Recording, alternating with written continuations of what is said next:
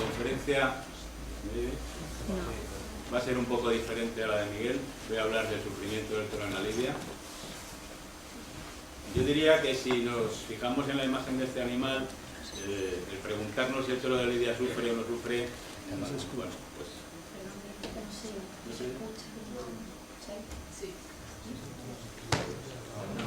¿Ahora? Bueno, decía que con solo ver esta imagen sería suficiente para saber que este animal está sufriendo. Pero en el año 2007 apareció un estudio en que se afirmaba que el toro de lidia es un animal especial desde el punto de vista de la neuroendocrinología. Esta hipótesis apareció en un medio de prensa veterinaria y en muchos medios de prensa taurinos.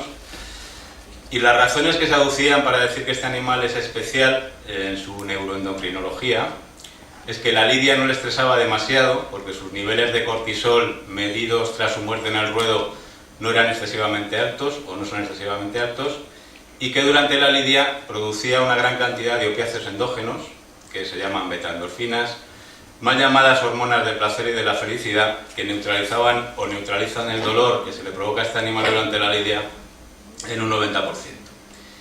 Lo cierto es que digo que son mal llamadas porque estas hormonas, se sabe desde hace muchos años, pero cada día se sabe más de ellas, se descargan en situaciones de máximo sufrimiento orgánico, como vamos a ver. La interpretación que se dio a esta hipótesis en el mundo taurino pues fue que estupendo, que el toro no sufre, claro.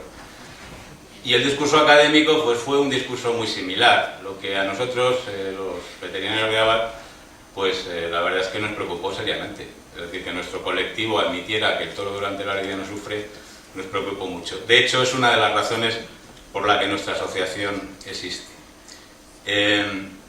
Ampliando lo que se decía en este estudio, os puedo decir que se aducía o se dice que los niveles de cortisol en toros lidiados es menor que en toros transportados al matadero, menor que en toros recortados, menor que en toros lidiados a la portuguesa, menor que en toros que fueron devueltos a los corrales por no ser aptos para la lidia, tanto después del tercio de varas como de banderillas.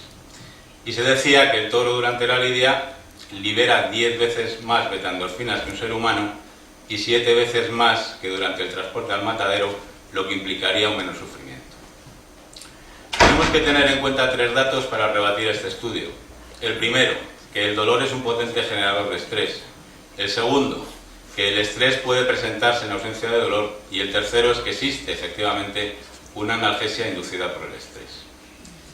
El dolor, hemos visto muchas definiciones de lo que es el dolor, pero bueno, podemos decir que es una función fisiológica compleja y que es capaz de provocar modificaciones en el comportamiento, como ha dicho Miguel antes, y provocar la lucha o la huida. Aquí tenemos un toro que está huyendo de la plaza y otro que está luchando contra el caballo.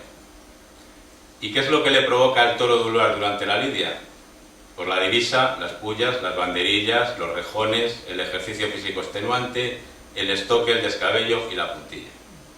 Y todo esto, evidentemente, pues va a provocar daños tisulares y orgánicos. Y todo esto no me lo he inventado yo, sino que está descrito en numerosos trabajos por veterinarios taurinos. La divisa, la pulla, la banderilla. Me gustaría que os fijarais en la expresión facial de este animal cuando le están colocando las banderillas, para que digan que no le está doliendo. El ejercicio físico intenso, este toro se ha caído en la plaza porque no puede ya dar más de sí, la estocada, el descabello y la puntilla. ¿Y cuáles son las lesiones que se le van a producir al toro a lo largo de la lidia? Bueno, pues en el primer tercio de varas vamos a tener lesiones que van a depender mucho del lugar donde se coloquen las pullas.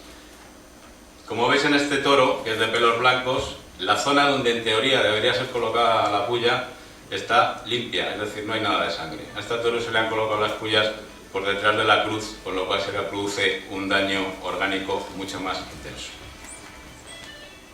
Las pullas van a provocar la rotura y lesión de músculos, de ligamentos y tendones, de venas y de arterias, de costillas, de las estructuras de apófisis espinosas y transversas de las vértebras torácicas, de escápulas y muchas veces de la pleura, porque como veréis en este puyazo que veis en la parte de abajo, esa puya está entrando en la cavidad torácica, va a afectar a la pleura y va a producir neumotórax. Son 3 fotos del tercio de varas, aquí hay otras 2. En estas en concreto está claro que esa puya se está clavando en las escápulas del toro. ¿Y cuánta sangre pierde un toro durante la lidia? Pues las pérdidas se calculan más o menos entre un 8 y un 18% de su volumen sanguíneo, con lo cual estaríamos hablando que un toro de unos 500 kilos va a perder entre 3 y 6,75 litros solo en la suerte de varas, no durante toda la lidia. ¿Y para qué se hace perder sangre al toro? ¿O para qué se realiza el tercio de varas? La explicación de los taurinos es que es para descongestionarle, con lo cual evitaríamos la muerte del animal por un colapso cardiocirculatorio, y para ahormarle la cabeza, lo cual supone pues, facilitar la faena y el trabajo del torero. También hacer la lidia más estética, porque si lidiamos un toro con la cabeza baja, resulta mucho más fácil y mucho más estético. ¿Y es esto cierto? Pues nosotros creemos que no, porque existen novilladas sin picadores, y los novillos sin picar no se mueren por colapso cardiocirculatorio, porque en la lidia a la portuguesa no hay tercio de varas, y los toros tampoco se mueren en la plaza, algún caso hay, pero raramente. Esta foto la he traído aquí porque es una foto, es curioso, porque en Portugal está prohibido el tercio de varas, y sin embargo en el segundo Foro Mundial de Cultura Taurina, que se celebró en enero de 2012, se organizó una corrida de novillos y efectivamente a estos novillos se les sometió al tercio de varas. Esto está prohibido en los reglamentos portugueses. Luego existen unas lidias que se han celebrado en California, que se han llamado lidias incruentas, en las que no hay pullas, las banderillas se ponen sobre un velcro y tampoco es habitual la muerte del animal en el ruedo, con lo cual volvemos a pensar que lo de descongestionar al toro pues no es cierto. En las fotos inferiores podéis ver, estas lidias las llamaron incruentas porque efectivamente las banderillas, como veis, se clavan en un velcro, pero este señor que veis aquí con todos los velcros y las banderillas recogidas, que es de una asociación de bienestar americana, descubrió que estos velcros estaban sujetos a los músculos del toro con esos pinchos que veis ahí debajo. En Texas se realizan 3 o 4 corridas al año de novillos, no hay pullas, ni banderillas, ni estocada, el toro se le torea durante 25 o 30 minutos y sale del ruedo sin ningún tipo de problema. Lo que sí es cierto es que no pueden volver a ser toreados, es decir, vuelven otra vez a sus ganaderías. Y si solo el 30% de los puyazos se ejecutan en el morrillo, como se ha visto en muchos estudios anatomopatológicos, pues podemos concluir que tampoco el armado de la cabeza del toro es una de las razones del tercio de varas. Esta teoría podría ser válida hasta el año 1931, que es cuando se colocan los petos a los caballos, porque las pullas eran de limoncillo y porque el picador normalmente no esperaba que el toro contactara con el caballo para clavarle las pullas. ¿Y qué es lo que realmente hace la puya? Pues debilitar al animal, hacerle perder sangre, como hemos visto, y lesionar estructuras nerviosas. La más importante de todas estas estructuras nerviosas es el plexo braquial, que es fundamental en la inervación de las extremidades anteriores del toro. Se lesionan otro tipo de nervios y se produce en ocasiones el taponamiento del canal medular. La profundidad media de los trayectos abiertos por las puyas son 20 centímetros, aunque se han medido trayectos de más de 30. Cada puyazo abre 7,2 trayectorias diferentes y todos sabemos que la puya tiene un tope. En teoría no debería entrar más de 7,6, 8,7 u 8,9 centímetros, que es la distancia desde la punta de la puya al tope, pero sí entra. ¿Por qué entra más la puya? Pues por maniobras ilegales del picador, como son la carioca. Aquí tenéis porcentajes de maniobras ilegales: la carioca, el mete y saca y el barrenado. La elasticidad de los tejidos del toro, evidentemente el toro no es de piedra, y el choque pues son 500 kilos de un animal que chocan contra un caballo que puede llegar a pesar 650 kilos, protegido por un peto que pesa 30 kilos, y el peso del picador, que más o menos, por el tamaño que tienen estos señores, pues puede ser 100 kilos. Entonces es lógico que el tope de la puya penetre muchísimo más, o que la puya penetre muchísimo más que la distancia del tope.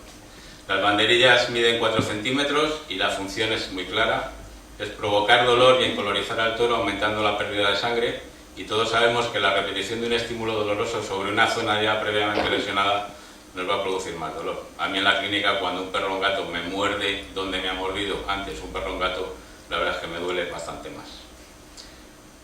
En caso de que el toro no responda a los estímulos dolorosos que se le producen con las banderillas, Los reglamentos taurinos autorizan el uso de las banderillas negras, que miden 2 centímetros más que las normales y que sustituyeron a las banderillas de fuego que desaparecen en 1948, pero que se intentaron recuperar en 1978. Aquí tenéis un cuadro de Goya, arriba a la izquierda, en que se representa la suerte de aquella época de banderillas de fuego. Tenían petardos y tenían detonadores. La estocada se realiza con una espada de 80-88 centímetros y la espada lo que va a hacer es seccionar todas las estructuras anatómicas que va a encontrar a su paso. Aquí tenéis la estocada ideal, según los términos taurinos, pues se debe entrar con una buena dirección e inclinación entre el cuarto, quinto, sexto espacio intercostal, y lo que va a lesionar son estas estructuras que veis aquí, que están en la cavidad torácica. Aquí tenéis diversos tipos de estocada, unas más afortunadas y otras menos. ¿Y cuántas veces se produce la estocada ideal? Pues según las estadísticas, solo en el 20% de los casos. Y de la colocación más o menos acertada de la estocada, pues va a depender lo que este animal va a agonizar hasta morir. Entonces vamos a ver toros que van a caer rápidamente, toros que van a expulsar sangre por la boca y por la nariz o por los collares, toros que van a expulsar pequeños hilos de sangre por la boca y por la nariz, toros que van a presentar y van a dar unos pasitos hacia atrás. Y esta circunstancia, que me han negado muchas veces algunos taurinos, existe. El estoque ha traspasado el diafragma y se ha clavado muchas veces en la panza y en el hígado, y va a afectar al nervio frénico, que es un nervio importantísimo en la respiración. ¿Y por qué sabemos que existe este tipo de estocada que traspasa el diafragma? Bueno, esta es una imagen lo suficientemente elocuente para saber lo que le está pasando a este animal después de la estocada.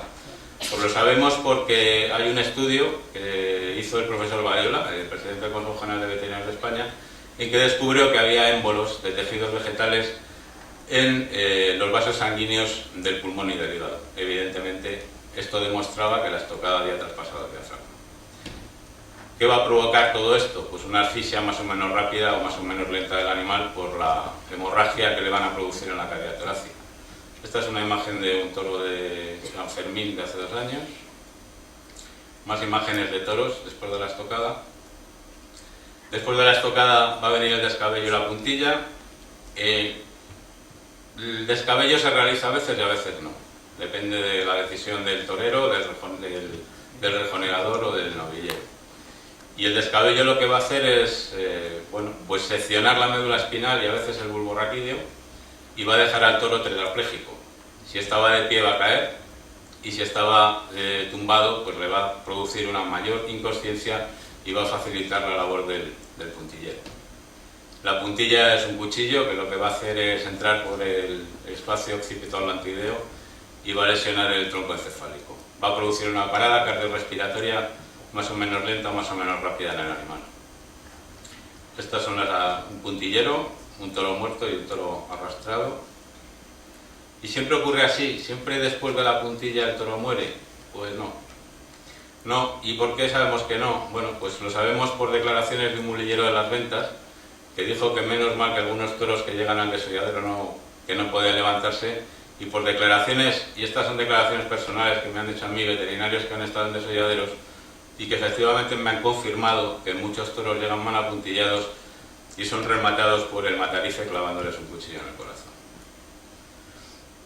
La puntilla, como todos sabéis, fue prohibida en los mataderos de la Unión Europea ya hace muchos años, y la razón fue porque se consideró un método cruel de dar muerte al animal.